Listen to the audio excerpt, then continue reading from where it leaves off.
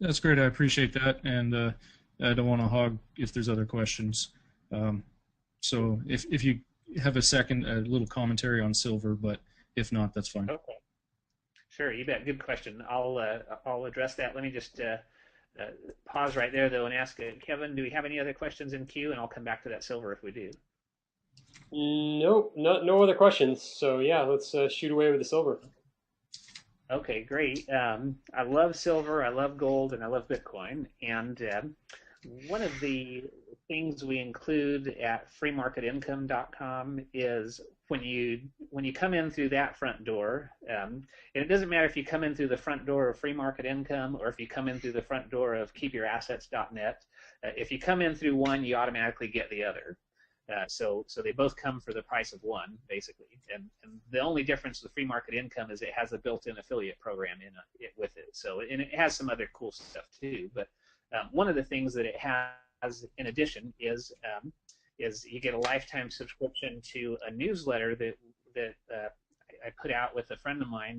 The newsletter is called The Austrian Investor, and in the perfect portfolio recommended in the Austrian Investor is the reason they call it Austrian is it's based upon the ideas of Austrian economics. And Austrian economics, one of the things it does is it studies the business cycle, the boom and bust cycles of the economy, and it gives you ideas of how to profit during these different stages of the business cycle, the booms and the busts. And so the perfect portfolio that we're recommending in there right now, after you've got your food storage and after you've got your 1 month savings of cash available, and after you've got those things out of the way, we recommend that you invest a third of your funds in gold, a third in Bitcoin. I'm sorry, silver, and then a third in Bitcoin. And so what that does is Bitcoin will give you the real strong upshot in potential gains. Silver to a slightly lesser degree, but still, I believe silver will have aggressive appreciation over the next several years. And then gold is your anchor in your portfolio that may not move around as much as the other two, but it will help preserve your capital. And then basically, as I predict Bitcoin will move the fastest, and as Bitcoin starts moving up and the value of your portfolio increases, what you want to do once a year is readjust your portfolio to where you can, I predict Bitcoin will be the one that will outperform the others. As a matter of fact, in the last 12 months, Bitcoin's up 230%, gold is up maybe 5%. So what you can do to help take profits off the table is once a year, if any one of those three assets is higher than 45% of 43% of your portfolio, you can sell off some of that, and you're basically cashing in your profits on that particular gain, and then you buy back the other two assets to bring up your proportions to a third and a third and a third. And it's a great way to take tips off the table and lock in profits and get the upside as well. But yeah, I consider Bitcoin to be the digital cousin of gold and silver because they have very similar characteristics in their limited supply and their store of value features. But silver, I've been a big fan of silver. I was buying it when it was $5 an ounce. Good for you. That's awesome. Well, Yeah, thank you. I could keep going all day, but this has been a great webinar, guys. no Thanks. worries. Awesome. So, Steve, what about storage for gold and silver? Okay, yeah. I recommend, there's an old saying that if you can't hold it, you don't own it. And so I prefer to use in gold. I prefer South African Krugerrands, the 1 ounce Krugerrands, or 1 ounce bars, or anything like American Eagles or Canadian maple leaves. Um, so you're buying basically for the gold content, gold bullion.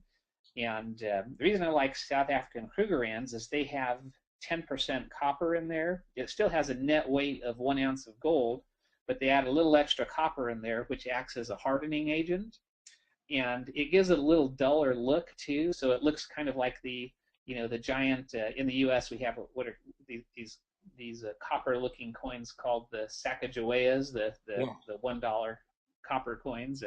In Canada, they have the loonies, which are giant copper-looking coins. The Krugerrands look a lot like those, and they're more durable because of that higher copper content. They're not as shiny as say the Eagles or the Maple Leaves. And the reason I like that is, number one, it's durable, but number two is if you're crossing borders, it's easy to mix in 2 or 3 of those Krugerrands along with your pocket change, and as you go through border checkpoints, it's a little bit more private, so you're not having to explain this big wad of cash in your pocket or all these shiny coins that you have, but of course, Bitcoin's, solves all those problems of crossing borders. But silver, I like what are called 1 ounce generic rounds, 1 ounce rounds they call them, and I also like the 100-ounce bars or the 1 ounce bars, 10-ounce bars. As long as you're buying bullion, which means the metal content is 0.999, and you're not paying any numismatic markups. So collectible coins or numismatic coins, I'm not a fan of because the markups are too high. And if you have to sell it, you usually have to take a big discount. What about the storage? Yeah, go ahead. I'm sorry. Yeah, I didn't answer your question about storage. So storing gold and silver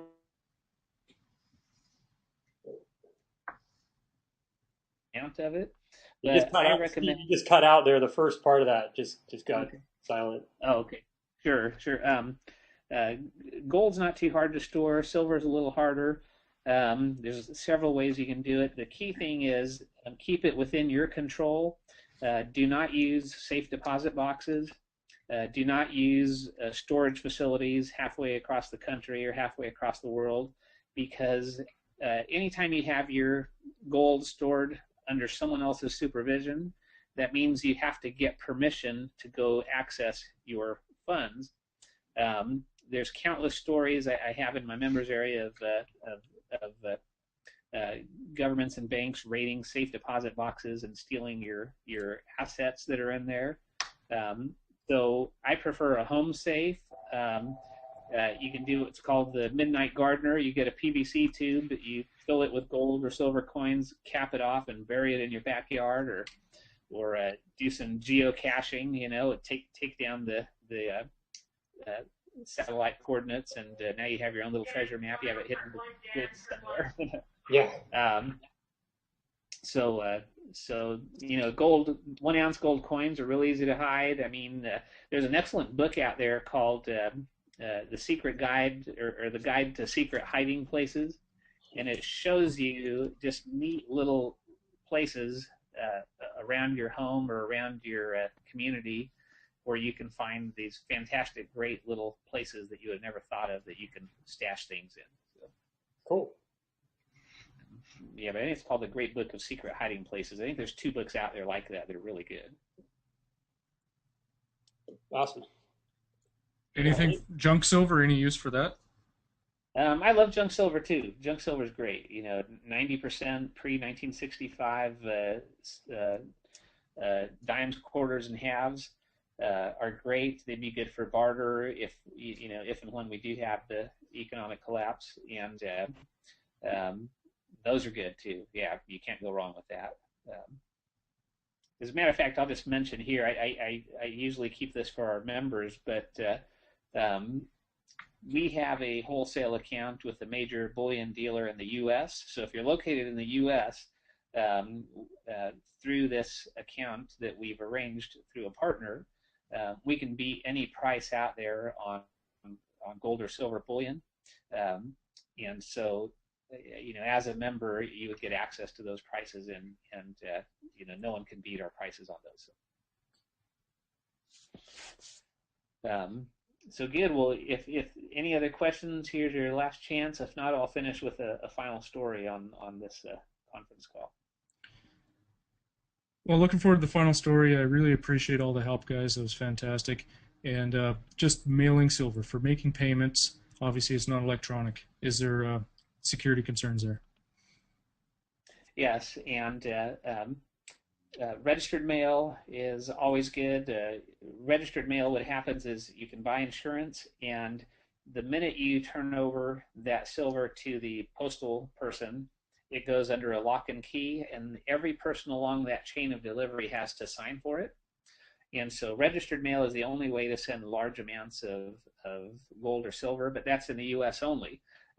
Once you go outside of the US borders, you have other issues. And so that's one of the main reasons why Bitcoin is growing as much as it is because it's hard to take gold and silver coins and transmit them across distance safely and securely and inexpensively.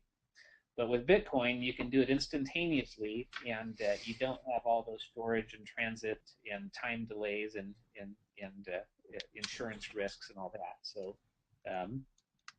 so yeah, it's uh,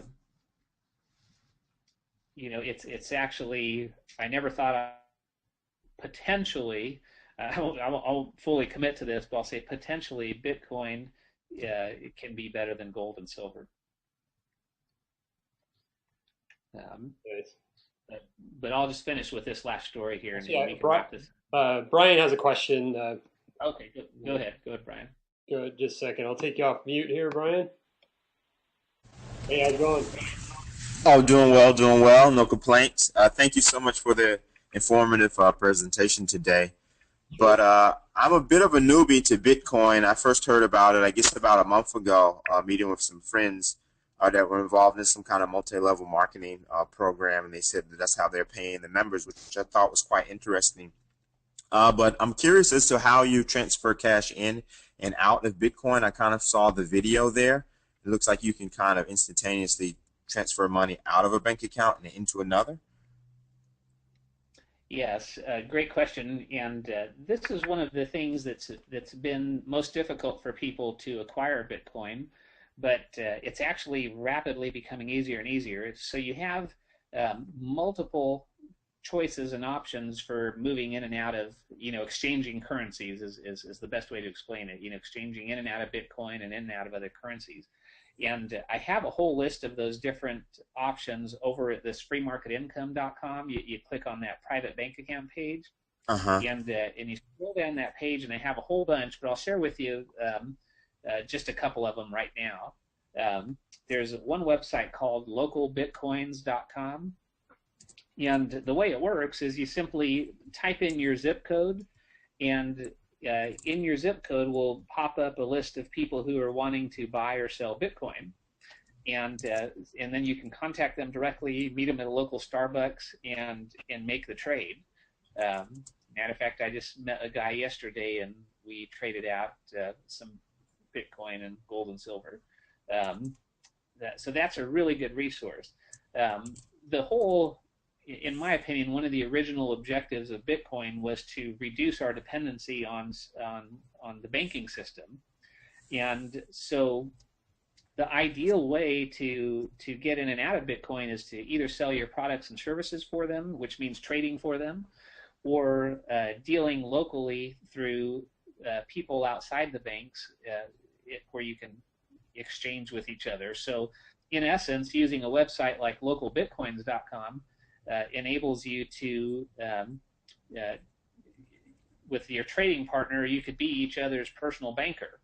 And so what happens is, what you want to start doing is developing your personal network of people you can trade with, so you can provide liquidity to each other. So now that you've been on this webinar, you now know me and you know Kevin. And so anytime you need to move in and out of Bitcoin, you can contact either one of us. And if you need to buy some, we might have some extra we can sell you. Or if you need to sell some, we might be in the market to buy some. So what you want to do is build your own little black book of trading partners, so that you don't ever have to go through the banking system and deal with the delays and fees that you have to deal with there. So, but recognizing that you still have to deal with those, there's other services out there where you can wire money in and buy it and use your bank account, and there's ways you can do that too. Okay. Thank you very much. eBay, yeah, just freemarketincome.com. Click on private bank account, and there's a ton of good stuff there. So.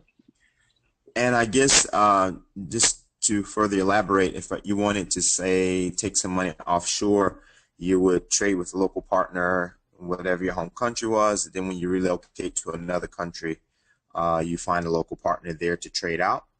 Would that be the basic? Yeah, that's basically how it works. Yeah, that's basically how it works.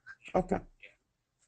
Yeah, Thank you. And right now, I mean, you can spend your Bitcoin on Amazon.com and a couple other places. You have to go through a third-party service, but there's I have them look.